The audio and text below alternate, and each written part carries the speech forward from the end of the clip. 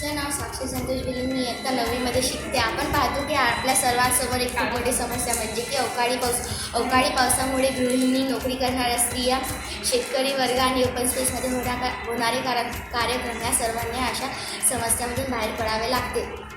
जसं की नोकरी करणाऱ्या स्त्रियांना टेन्शन असते की त्यांचे कपडे ओले होऊ नये, म्हणून ते घरात त्यांचे कपडे वाळत घालतात. मग त्यांच्यासाठी पण हा प्रोजेक्ट खूप उपयुक्त आहे.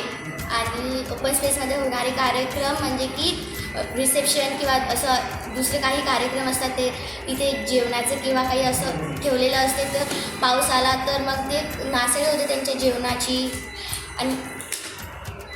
आणि हा प्रोजेक्ट उपयुक्त पण आहे आणि कमी खर्चाचा पण.